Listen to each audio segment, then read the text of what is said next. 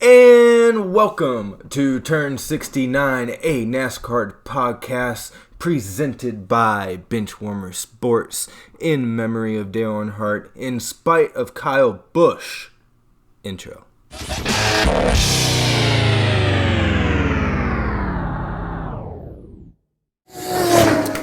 Welcome to episode 1 of Turn 69, your one-stop shop for NASCAR. My name is Slick Nick. I'm joined by Lucas Oil Raceway. That's me. Lucas Oil Stadium right here. Lucas Oil Stadium Raceway. And we're going to talk Daytona, baby. It's Daytona week. We're going to start off with the Busch Clash. We're going to get into the duels. We're going to talk about the 500. We're going to give our predictions on the 2020 season. And we're going to go over the schedule, because that's fucking different now, too. We've got a lot of changes. Buckle up, bitches, and get ready to go. First off, we're talking about the shit show that was the Busch Clash. Much closer to a demolition derby than an actual car race. Would it end with 4 cars on the lead lap? I believe so, and they were all trashed. I took Austin Dillon at a plus 2,700. And he completely forgot how to fucking drive a race car. Had the only clean car on the track. And half a car won. And he managed to blow it. And he has experience winning the 500, so you would expect more from him. But, yeah, granddaddy's son, so... Could have won me $27. That son of a bitch. Not a bad bet, though. Not a bad bet. I mean, paid off poorly, but... So, I guess only the top 5 were on the lead lap. Denny Hamlin was a lap down. 7th through 18th did not finish. Capped off by our favorite Kyle Busch. Kyle Busch definitely finished 18th. Number 18 car coming in dead last for the Clash. Hey, hate to see it for him, but I don't imagine we'll see a whole lot of Kyle Busch coming in last over the season, unfortunately. And New Year, same old Joey Logano taking out the field. He was trying to block, threw a couple blocks, and it didn't turn out well for him or about half the field. Wiped out Kyle Busch, Denny Hamlin, Jimmy Johnson might have been in that one. Actually, I think he dodged that, but got caught up in a later wreck. We have 2 constants no matter what year it is. We have Joey Logano crashing the field and Brad Keselowski bitching at the end of the race. And their teammates. It's kind of funny how this keeps working out. But it's Brad is going to be a free agent at the end of the year. Going to be interesting to see where he lands. A lot of people are speculating going to Hendrick, going to maybe take over the 48 car after Johnson retires. That'd be an interesting change up in the garage. That's where he should have been from the beginning. A lot of people say that. That's where he should have been. Hendrick struggled. Hendrick has struggled recently. Chase Elliott's definitely been holding it down for that team. Jimmy Johnson, he's been kind of in a slump recently towards the end of his career. I don't think it's fair to just cast him off, though. He's got a lot of experience, and it is his last season. So I'm going to be looking forward to watching him. I'm sure there's going to be a lot of tributes around the tracks. It'll be sad to see him go, but he's had an incredible career. Definitely one of the greatest of all times. Do you think the downfall of Hendrick is lack of drivers or that Chevy can't build a good stock car now? I think Toyota's definitely put in a lot of money recently, and I think the overall quality of driver may have diminished a little bit in the past little while. I mean, you think back to the early 2000s, even in when Johnson was winning all of his championships, the Chevy field was stacked. They were winning half the races every year. And he flipped to last year, and Joe Gibbs, just the Toyota team, won over half the races. So it's obvious Toyota has a good investment. I would like to see Ford and Chevy be a little more competitive year-round, and I think it may even out a little bit over this season. I think it should, especially with the new cars coming up. Yeah, we've got a new aero package. That's exciting. Going to have a little less aero, a little more horsepower at the short tracks. That's always a good thing. Hopefully we can maybe not repeat a demolition derby, but have some really good racing at Darlington, Bristol, Martinsville. Really get some good action in. Yeah, and we didn't see much of the pack racing due to the Everyone big crashes. Yeah, it was. But it did looked good. Looked like some good restrictor plate racing, more of a pre-Car of Tomorrow-esque. Yeah, it's close to that, I'd say. They got in single file for a little while. It looked like the Toyota camp was able to kind of run a little faster than the Fords and Chevys out there, but again, we didn't have a full pack. There was only 18 cars out there, so hard to simulate the entire draft, but we still had a good taste of it, and it should be a pretty competitive race. Yep, we saw a lot of the single file, and then we also saw at the end, if you know how to bump draft, Denny Hamlin pretty much pushing Eric Jones to the win. All but won it for him, yeah. So from a lap down too, so that's a good teammate. I'm sure he's hoping that that good teammate will cash that in at some point later in the season for Denny Hamlin. Moving forward to the 500 in the duels, qualifying before the clash on Sunday. Ricky Stenhouse won your pole at a time of 46.253 seconds. Almost as fast as Danica Patrick left him. And second, you got Alex Bowman with a 46.305. They were lead each duel respectively. We'll start off with the first duel at 7 o'clock Thursday night. I'm really glad that they moved these to Thursday night opposed to Thursday in the middle of the day when nobody could watch it. Couldn't agree more. My mother was very supportive growing up and actually let me skip school on duel day. But I'm glad that I can catch it after work tomorrow night and live shit post it on Twitter.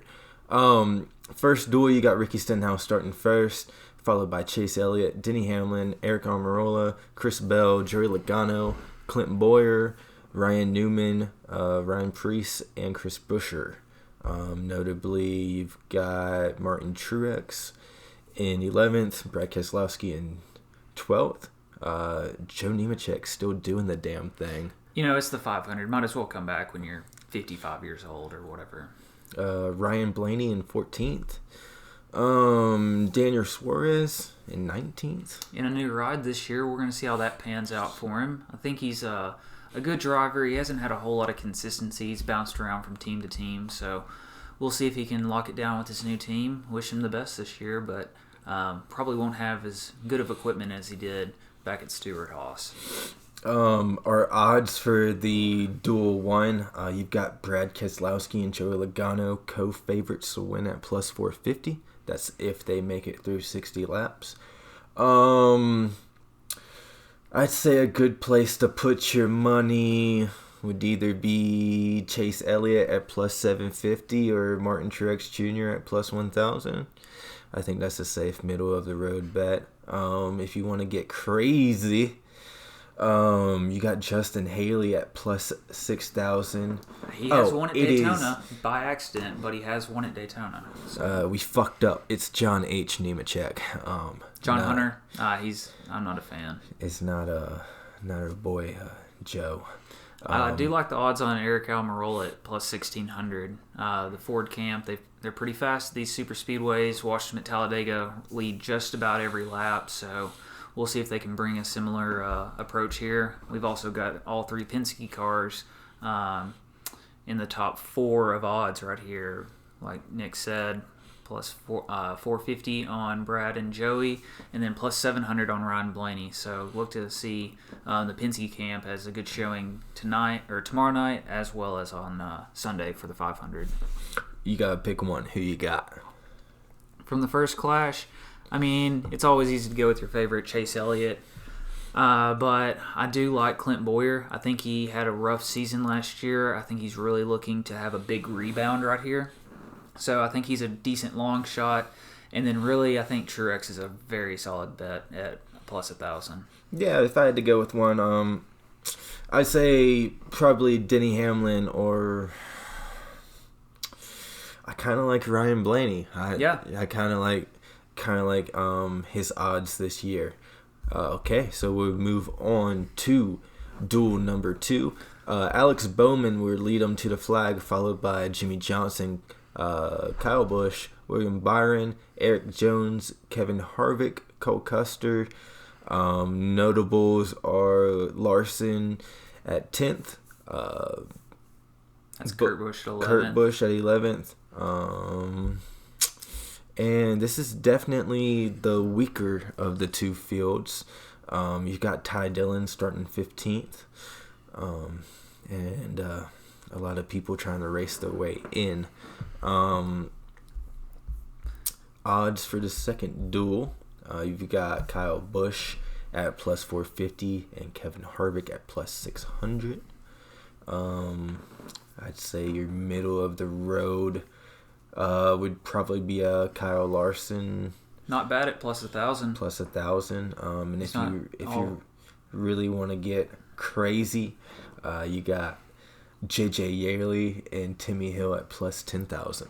Some tempting odds in that group. It's definitely not as concentrated around Chase Elliott, Ryan Blaney, Denny Hamlin, that group in the first one. So we've got well over a fifth of the field at plus 1,000 or more. So those odds are pretty good. It just takes one wreck to take out those top three favorites. Kurt Busch is not a bad bet. He's got some experience at the super speedways. He's won a Daytona 500 before, so I like him at plus 700. Alex Bowman, he had a fast car in qualifying. Really, the whole Hendrick camp did. So they were up there. Look at any of those three cars for pretty decent odds right here. Yeah, we were talking about Chevy falling off and Hendrick falling off, but they tend to always show up at Talladega and Daytona. They do have good showings there. They typically have good speed in qualifying as well, which, there's kind of a trade-off there. You don't want your car to be super good in the single file, or not the single file, just by yourself. You want it to be good in the pack, so there's kind of some trade-off there. So we'll see how the Hendrick camp brings it whenever we're in a big group, and then also at the 500 when we have 40 cars out there. Yep, I'd say if I had to pick one out of Duel 2, you've got Jimmy Johnson sitting at plus 1,000. His last 500, you'd have to imagine that he'll race smart on Thursday, but put himself in the best position to start the race on Sunday too. I think the best long shot we have out of either of the groups, though, is Corey LaJoie at 4,000, plus 4,000. I think he's a great driver in an average car, but you never know. Daytona's the place to really prove your luck, and I think he's got enough skill and luck to possibly bring it out. Alrighty. Should we move on to the big one? The 500. The 500. So all we have set is Stenhouse and Bowman. Qualified 1-2, had pretty fast laps. Ricky Stenhouse had a blistering lap. So both Chevys, that's interesting again, kind of going back to speed in qualifying, maybe not as much speed during the race. So we'll see what kind of adjustments they can make. But starting out front at the 500, it's good for sponsors, it's good for you. Hopefully you can avoid a big one if one does happen early on. So we'll get to try out the new Aero package. The kickoff of the new schedule this year, they mixed it up a little bit. As for odds going into the 500, we've got Kyle Busch and Joey Logano and Denny Hamlin tied at plus 900. Notables, you've got Chase Elliott at plus 1,200. Michael McDowell at plus 8,500 if you want to get crazy. Kyle Larson plus 2,500. So there's some long shots out here. I mean, it is Daytona, so you could make an argument that just throwing a dart at a dartboard with these guys' names up there is just as good as a pick on Chase Elliott or Denny Hamlin. Yeah. You never know. I mean, Trevor Bayne, he pulled it out a few years back. That's probably a few more than a few years back, but it's definitely anyone's game at Daytona. So that's a notable. Austin Dillon won it last year. He had a good showing. That was 2 years ago, I believe. I think Hamlin won it last year. And he's sitting at plus 5,500. Austin Dillon is. I think if you had to pick a favorite going into it, it would probably be Denny Hamlin. He had a pretty strong showing at the Clash, and he's your defending champion. I like Truex as well. He's got he's usually pretty fast, not super great on the super speedways, but there's a lot of variables you can't control there. So if he can keep it clean, I'd always give him a shot. He's a champion. So Yeah, and for some reason, I'm just leaning towards a younger driver this year. Maybe somebody without a career win, like we were talking about, maybe Trevor Bayne-esque. I think this will be the year that the younger Hendrick drivers show up a little bit more. Maybe William Byron's your pick then. Yeah, I was looking at William Byron at plus 2,500. You've got Alex Bowman at plus 2,200. Obviously Chase Elliott at plus 1,200. Maybe also a Ty Dillon at plus 7,000. It's a pretty big long shot, but crazier things have happened. Bubba Wallace at plus 6,500. Interesting bet. But yeah, if we had to, maybe get a long shot in there. Really, I mean, in the grand scheme of things, Daytona is going to be a crapshoot anyways. Pretty much. And you'll be lucky if your bet finishes in the top 5 or even finishes the race. Yep, they may be leaving on a hauler, so it's easy to do that here. It's easy to do that at any track really, but this the super speedways magnify it to another level. Yeah, so we'll move on to our odds to win the 2020 championship. Big year, our last year with the set tracks. Yes. We might see some new tracks next year. Hopefully so. I think there's time for some change. I'd love to see a couple mile-and-a-half tracks get dropped off. Looking at Texas, maybe. Definitely room for maybe another road course, maybe like a Road America. Really anything. Short track is always good. Would love to see the big cars get up at Iowa. I think that's a wonderful racetrack. If it's good enough for IndyCar, it's good enough for the top tier of NASCAR. So send them out there. Send them to the cornfields. See how they race out in the Midwest. Yeah, I definitely think if we were looking at a track that I would like to see them go to, definitely Iowa, maybe Road America. Absolutely. Nashville would be very exciting. Dale Jr., he's pushing it now. He's pushing it. He's on Twitter, got the Twitter fingers going. Really wanting to bring back Nashville. They put the banquet in Nashville this year. They had Broad Street blocked off, donuts going downtown Nashville. So you bring the banquet, need a track. Got to have a track now. Even if it's just mid-season, just a June race or something like that. It would be great to see the cars racing at 2 places in Tennessee. Yeah, I think all signs are pointing towards Nashville. But yeah, hopefully we get to see that. I do expect a lot of tracks that get a return date will probably only get one date. Yep. And maybe more of a variety across the schedule. Interesting to see the doubleheader at Pocono. That'll be kind of cool to see how that plays out. I feel like a lot of people are bashing it right now. But I think it's an interesting take. I know the people of Pocono are not super crazy about it. They're only getting 1 weekend rather than 2. But man, if you can make it to that track that weekend, you've got a lot of action to see. Yeah, and it always felt like Pocono, their 2 Pocono races are only like 3 weeks apart normally anyways. So that would be good to get it both knocked out. We're both a big fan of the Roval. Yes, love the Roval. I think it's better than Charlotte. Don't hate me for the 600, but the Roval has brought some really great racing recently, where Charlotte, they've been logging laps at Charlotte a lot, and I know it's to be expected there. But the Roval, man, it's just it's a different breed. It's exciting. Maybe we'd love to see maybe one at Indianapolis. They've got one set up there. Plenty of tracks could do it. I love the idea. It's already been proven pretty successful, I'd say. Yeah. Maybe we'll take Turn 69 live from the Roval this year. I wouldn't mind making that short drive over to Charlotte. Go through the mountains. I think that would be a good race to go to. Speaking of the schedule, we mixed it up just a little bit. Phoenix in March. Kind of a fan of that. I know some people are a little washy on it, but I do like the out west up front. Go ahead and have those rainy months down south. Have the cars stay out west. Nothing wrong with that. Yeah, I did go to Atlanta last year. It was the second race of the year last year. So that was cool to see them fresh off of the 500. But I think ideally it was like 40 degrees last year when we went. So ideally, pushing your southeast swing back into March. So we go from Daytona to Las Vegas, to Auto Club to Phoenix, your West Coast swing. Then we come back south.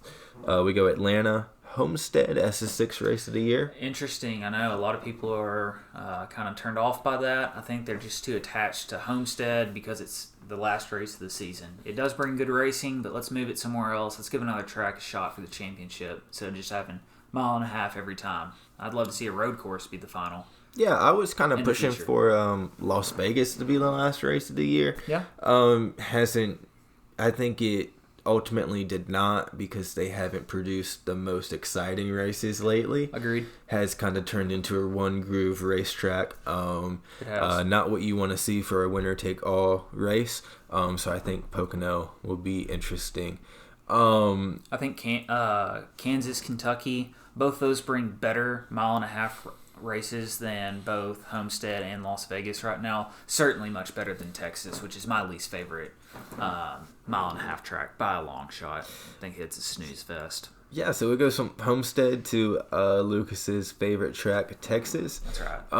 They broke up the short track swing this year. Usually it's Bristol, Richmond, Martinsville all in a row. Yep.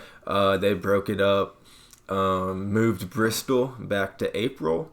Then we get a week off, go to Richmond, Talladega. Turn 69 would definitely be live from Talladega this year. I'm looking at 2 dates in April that sound pretty good for a live broadcast from either the stands or out in the rowdy crowds of Talladega. So April 5th, got a Bristol. That'll be the Sunday. It's the day race. But that's still exciting. Also my birthday weekend, so I can definitely make an excuse to get up there and watch 500 laps at the world's fastest half mile. And then Talladega, I mean, I've been there 5 years in a row now for every race. It's unbeatable experience. So if you haven't been, definitely go. Yep, and then we go into April. We go Talladega. Starting May, we go Dover, Martinsville, and then Charlotte. All-Star Weekend on the 16th, so that'll be exciting. Everybody loves the All-Star Weekend. Got $1 million on the line. Hard to deny the excitement. Everybody's willing to wreck everybody for $1 million, and it'll show come Saturday night. I've got a proposal for the All-Star race. You ready? I'm ready. You do half the race on the Roval, half the race on the Speedway. Have to use the same car for both. Oh, wow. They'd tear up some suspensions, but it'd make for some interesting racing, that's for sure. So we have our Coke 600 on May 24th. They kept that one in place. It's a Sunday race, though. Yeah, it's instead of Saturday night. Memorial Day weekend? It should be. They've run yeah, it on it's Memorial usually Day weekend for a while now. So they kept it on Memorial Day weekend. They didn't fuck with it like they did Independence Day. Then we go Kansas, Michigan, Sonoma, Chicago. And then we get into our Pocono doubleheader. 2 300-mile races instead of a 500-mile race. We've got a 325-mile race followed by a 350-mile race. So they'll race one Saturday midday, and then they will race another one Sunday midday. So we will have about 675 plus miles here at Pocono over the course of a weekend. So we'll see how it pans out. It may not work. People may hate it, but I'm open to it. We'll see how it goes. Like Nick said, it's kind of nice to have them back to back, all the way up there in Pocono. So get them knocked out. And big change. Indianapolis this year is going to be on Sunday, July 5th. Yep. Replacing Daytona as the 4th of July weekend race. I think you could have picked a better track for Independence Weekend. Yeah, Indianapolis has not been bringing the same caliber racing that IndyCar brings to the Indianapolis Motor Speedway. It's a great track. It's got a lot of history, but I'm like you. Would almost rather see just about any other track on 4th of July weekend. Yeah, and if we're going to stay in Indy, We mentioned the road course. Maybe even take the big boys down to the short track. Yeah, I'd love to see that. Or maybe even just take the Xfinity Series back to the short track. Just any kind of variation instead of that was always great races. After Indy, we go Kentucky and New Hampshire. Kentucky's good night race. I'm a fan of the racetrack. It's proved some pretty good racing recently. When they first opened it up, wasn't a big fan, but the racing has gotten better and better there as the years have clicked on. Yeah, and New Hampshire, also a good track. Speaking of Nashville, I'd say Nashville is a New Hampshire with banking. Yeah, it's a little shorter than New Hampshire, but it's got a good feel to it. Enjoy the NASCAR Nashville races that they've already done, but I'm like you. Let's bring the big cars. And then we got 2 weeks off for the Olympics, and then we go into our pretty good stretch going into the chase. We start off at Michigan on August 9th. Then we get into Watkins Glen. Always a good race, especially lately. I feel like Watkins Glen has produced. We get into Dover, and then our last race before the chase is Daytona, the 400-miler. That'll be on Saturday, August 29th. Interesting. I know it'll be a change for everybody. We'll see how it goes. I wouldn't be surprised to see NASCAR looking to really revamp the schedule again in the future, pending these changes. Yeah, I think this is definitely a test. Certainly. People have been voicing, I feel like it's been the same base schedule since I started watching in 2004. Yep. You've always just kind of known which races are in which month. Not much really mixing up at all. Yep. I mean, they've added Kentucky. That's it. Just a few changes. Nothing monumental by any means. No, and it feels like they completely shook it up this year. I mean, you still have some races in the same general area, but completely different order this year. Absolutely. So going into the chase, we start off at Darlington, the Southern 500 on Sunday, September 6th. I love it. Big fan of Darlington. It's a race. Drivers are sore after that one. They have to earn the checkered if they get to it. But they definitely beat the cars up. It's also a throwback weekend for NASCAR, so you can look for all the great paint jobs, paying tribute to drivers of the 50s, 60s, 70s, 80s, 90s. It's always a good weekend all around for the Southern 500. And I think this is going to be a really fun stretch of the schedule. This is going to be the first stage of the chase, and just look at the tracks that we have. A really physical, anything can happen stretch. Absolutely. You start off, your race to get in is at Daytona. Darlington, like you said, a super physical racetrack. And then you go to Richmond, and then you go to Bristol. So 2 hard-nosed short tracks. Good to see Bristol in the chase. I like it. I also like seeing Richmond in the chase. Spent many years going to Richmond as the race to get into the chase. Yes. Always an exciting race. But it's good to see all 3 short tracks, all 4 short tracks. You could technically, I mean, Phoenix has aspects of short track racing too. We've got Martinsville down there right before the end of the season.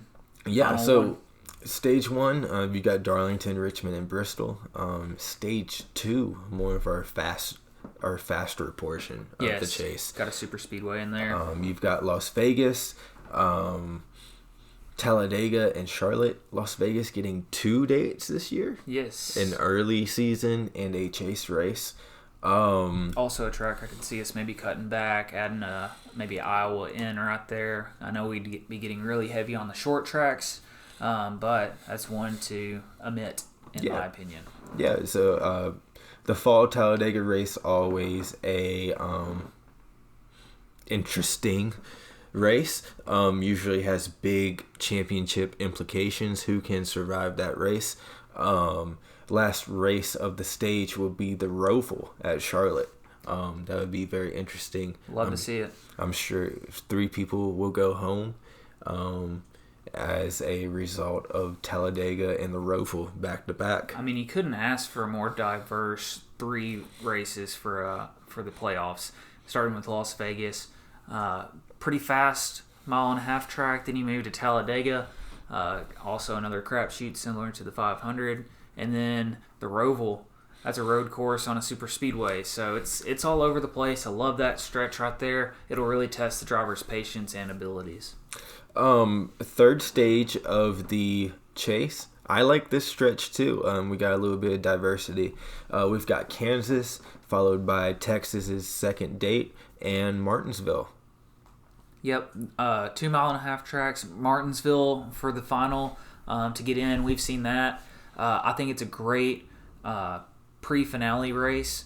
Martinsville brings a lot of excitement.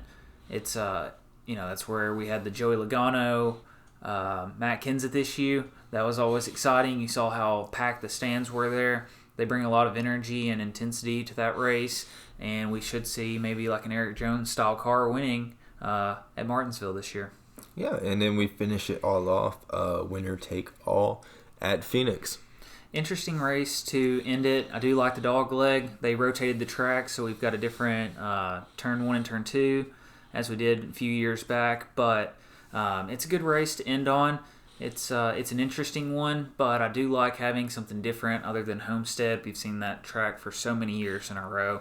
Let's throw another track in there and give it a shot. And, moving forward, we could add in, let any track be the final. I'm okay with it being a super speedway or even a road course race. Yeah, and winner take all, you're not going to get the ideal track that tests all aspects of the NASCAR season.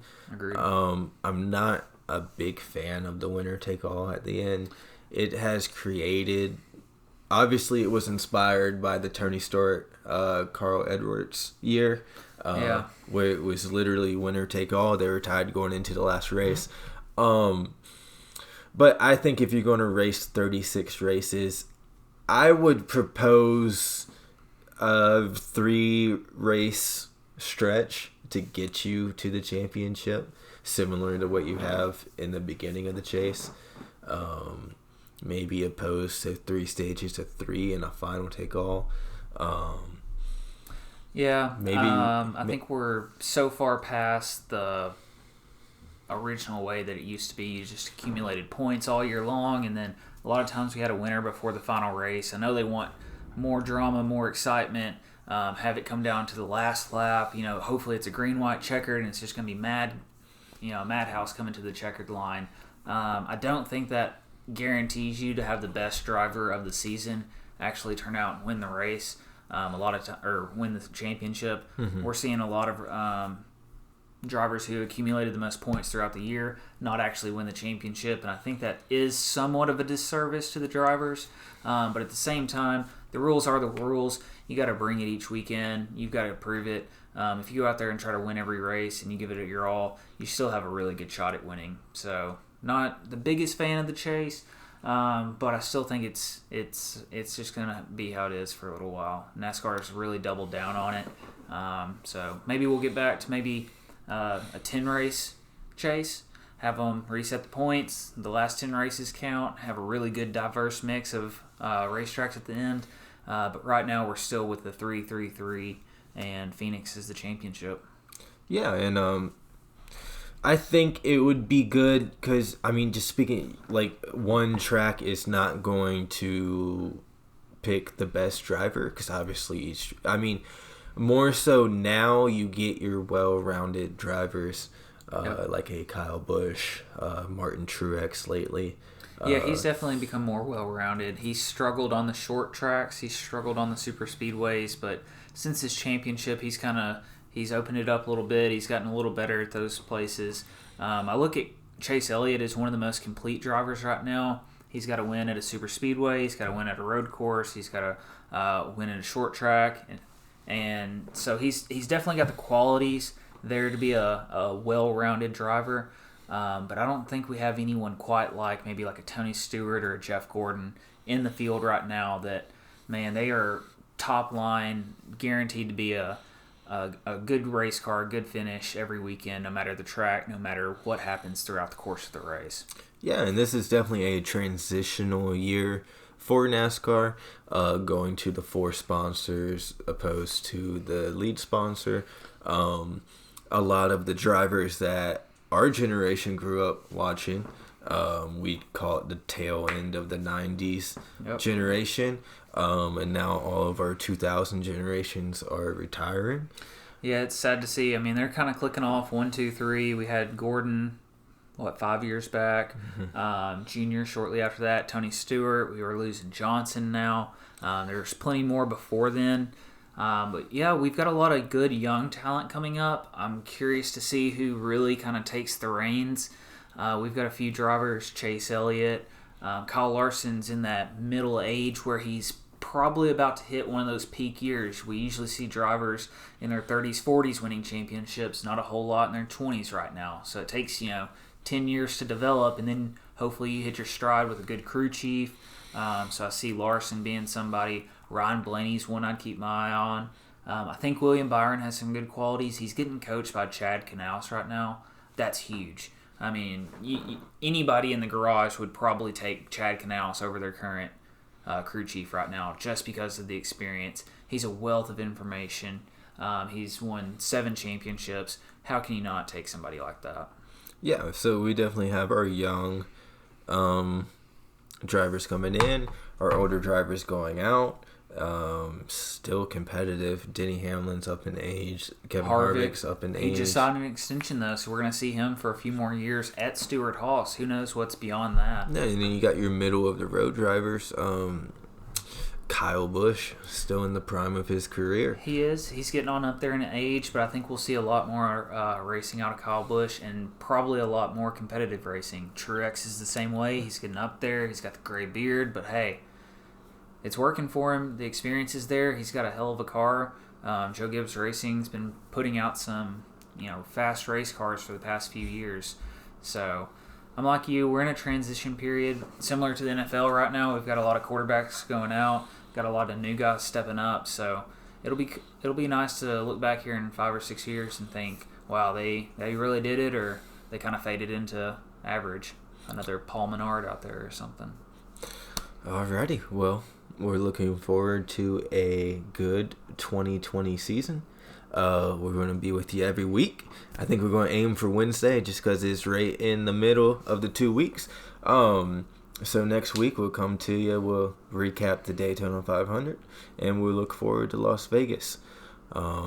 Make sure to share, subscribe, and we'll see you next week.